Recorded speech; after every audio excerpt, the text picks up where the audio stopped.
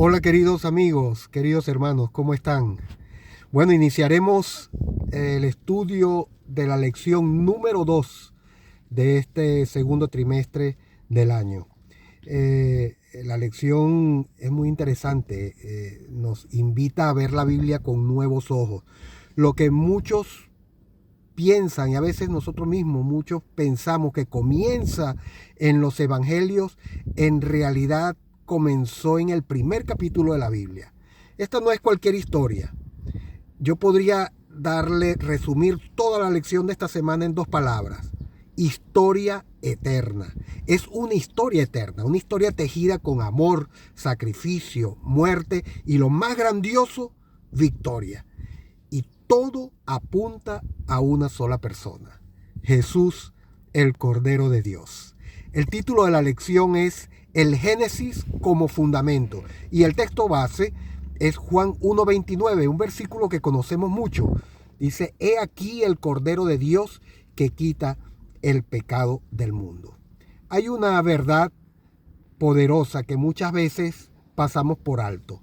La historia de la salvación no comienza realmente en los evangelios, sino en el Génesis. Cuando Juan el Bautista señala a Jesús al momento de su bautismo y dice: He aquí el Cordero de Dios, está usando un símbolo cargado de historia, un símbolo cargado de mucho significado, de una revelación progresiva que comenzó muchísimo antes. El Antiguo Testamento no es solo un fondo cultural, es más que eso, es como el fundamento teológico que nosotros tenemos. Lo que está en Génesis, Dios lo diseñó como la primera lección de toda carrera espiritual. Por eso, en la lección de esta semana vamos a estudiar cuatro palabras claves, cuatro menciones claves que se dan por primera vez en el libro de Génesis. Y estas menciones nos ayudan a comprender plenamente quién es el Cordero de Dios y qué vino a hacer. Sabemos que cuando vamos a aprender algo, que todo aprendizaje comienza con una primera lección. No podemos comenzar de lo mayor a lo menor. Debemos comenzar con lo pequeño. Así que todo aprendizaje va a comenzar con una primera lección. Y en la Biblia, esa lección justamente la encontramos en el libro de Génesis. Allí se mencionan por primera vez algunos conceptos que lo vamos a ver a través de toda la Biblia. El concepto del amor, el concepto del cordero, el concepto de muerte, serpiente.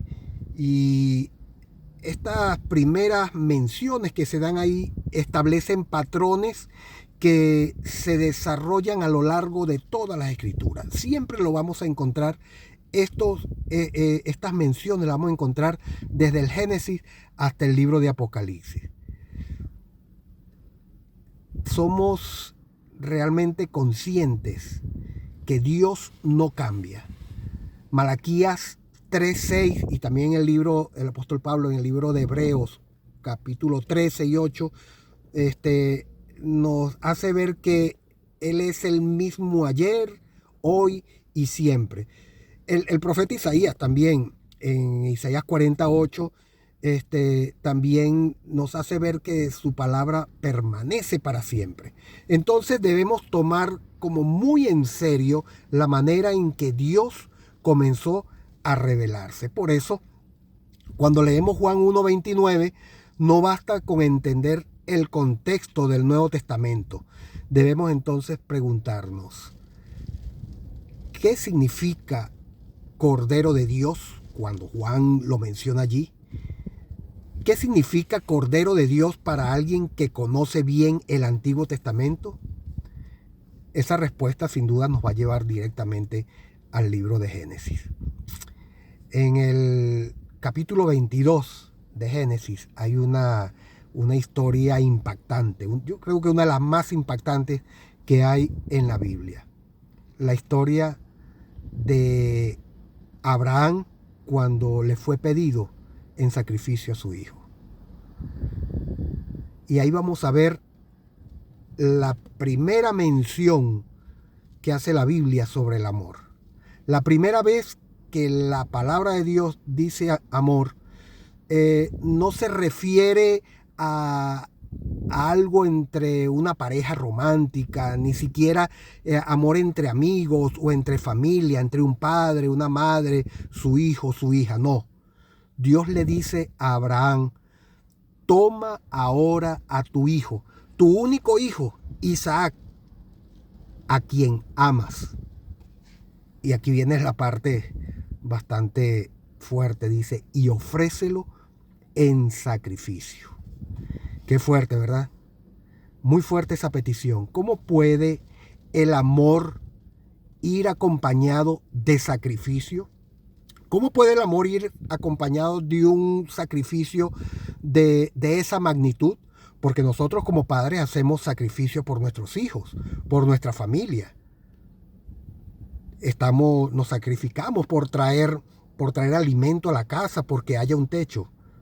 Pero ofrecerlo en sacrificio. Pero luego entendemos, si estudiamos la Biblia, entendemos por qué. Porque esta es una imagen profética. En el bautismo de Jesús, el Padre dice: este es mi Hijo amado. Y en Juan 3:16, un versículo que conocemos, todos los cristianos leemos: porque de tal manera amó Dios al mundo que ha dado a su Hijo unigénito. Ahí podemos entonces hacer una relación bien estrecha de estos textos y poder entender a qué se refería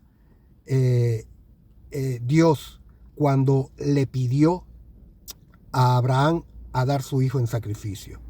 ¿Qué enseñanza era la que nos quería dar?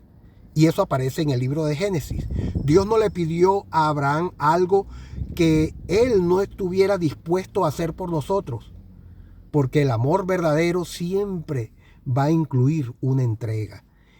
Y Dios nos mostró el amor perfecto cuando entregó a su Hijo Jesús en la cruz del Calvario. En el mismo capítulo 22 está una segunda mención, que es el Cordero. ¿Dónde está el Cordero? Esa fue una pregunta que hizo Isaac. ¿Dónde está el Cordero, papá?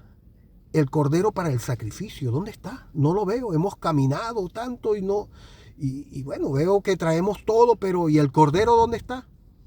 Abraham, con una fe inquebrantable, le responde: Dios proveerá de ese Cordero. Y así fue. Aunque en ese momento fue un carnero, la palabra Cordero se convirtió en un símbolo profético de un sacrificio perfecto. Más adelante lo podemos entender así. Y Dios nos quería revelar a través de esos ejemplos cómo tenía que ser realizado ese sacrificio perfecto. En Éxodo, el Cordero tenía una función, la función de evitar la muerte del primogénito. El sacrificio de ese Cordero, manchar los dinteles de las puertas, representaba eso y evitaba la muerte del primogénito.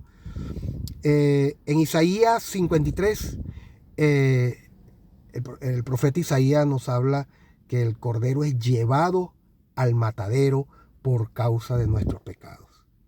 También Juan 1:29, Juan identifica a Jesús como ese Cordero prometido, cuando dice: he aquí el Cordero de Dios que quita el pecado del mundo. Es por eso, mis queridos amigos, que Apocalipsis nos habla del Cordero sin necesidad de mucha explicación.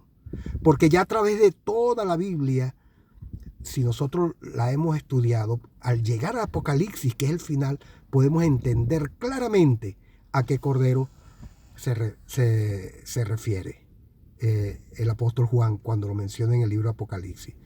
Todos ya sabemos quién era ese Cordero. Jesús era ese Cordero que vino a morir por cada uno de nosotros. Vino a morir por ti, vino a morir por mí. Hay otra mención en Génesis, Génesis 2 y 3. Son dos menciones. Tiene que ver con la muerte y con la serpiente. Cuando menciona la muerte, por primera vez dice ciertamente morirás en Génesis 2:17. Sabemos que la muerte no era parte del plan original de Dios. Dios menciona la muerte como una advertencia, no como un deseo. Dios nunca deseó la muerte para nosotros. Pero el pecado entró y con él la muerte, dice el apóstol Pablo en el libro de Romanos 5 y el versículo 12. La primera muerte humana la encontramos registrada en el libro de Génesis. Y no fue de un anciano, fue de un joven robusto, fuerte, un hombre justo. Abel, asesinado por su hermano. Y siglos después, otro justo moriría a manos de injustos, Jesús. Pero a diferencia de Abel, Jesús decidió morir. Fue decisión de Jesús. Él se ofreció, él lo hizo voluntariamente, como lo podemos ver en Efesios 5. Voluntariamente él se ofreció para morir. Y Romanos 6:9 nos dice que se ofreció que para vencer la muerte, que nos demostró que vencía la muerte para siempre. Más adelante, al final, vemos también cómo ratifica el apóstol Juan de que Jesús había vencido la muerte en Apocalipsis 1:18, cuando dice que Él tiene las llaves del Hades. Gracias a Él, gracias al sacrificio de Jesús y al triunfo que tuvo al resucitar, la muerte ya no es el final para nosotros. Y en Génesis 3:1 nos habla sobre la serpiente. Nos habla de ese animal, nos dice la serpiente era astuta. Desde el principio, Satanás fue el gran engañador. En Génesis aparece como una serpiente astuta. En Apocalipsis se representa como un dragón feroz. Pero es el mismo enemigo. Es la misma serpiente astuta que ella. La Biblia lo llama serpiente antigua en Apocalipsis 12:9, recordándonos su táctica original, que esa táctica original la mantiene hasta ahora, la mentira disfrazada de verdad. Y si queremos resistir sus engaños, hoy debemos estudiar cómo fue que lo hizo al principio, qué método fue el que usó el enemigo para engañar a la pareja en el jardín del Edén. Sus métodos no han cambiado, son los mismos, pero tampoco ha cambiado nuestro defensor, es el mismo. Desde el inicio, Jesús es nuestro defensor. Él venció al enemigo en el desierto, lo venció en la cruz y nos tiene preparado las mansiones celestiales para estar con Él. Volviendo a Juan 1:29, que es el versículo central de la lección de toda esta semana, cuando Juan dice, he aquí el Cordero de Dios que quita el pecado del mundo, está conectando todo. El amor del Padre por su Hijo y por nosotros. Conecta también el sacrificio del Cordero prometido desde los inicios, desde el Génesis. También conecta a la victoria sobre la muerte. Nos da garantía de que hay victoria sobre la muerte. Y también la derrota de la serpiente antigua. Todo esto está contenido en esa declaración. He aquí el Cordero de Dios que quita el pecado del mundo. Y todo eso comenzó a revelarse desde las primeras páginas de la Biblia. Desde el inicio de la Biblia comenzó a revelarse todo ese plan de salvación. ¿Será que queremos conocer mejor a Jesús? Si queremos hacerlo, debemos comenzar a estudiar justamente desde el Génesis. Ahí están todas las pistas, ahí están todas las sombras, todos los símbolos. Y todo eso, todo el estudio de la Biblia, desde el Génesis hasta Apocalipsis, todos apuntan a Cristo. Hoy podemos realmente decidir cómo responder ese amor.